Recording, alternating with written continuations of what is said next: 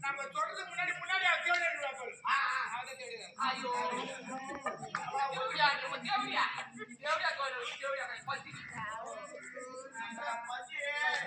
நம்மளை பத்தி யாருக்கு தெரியாது.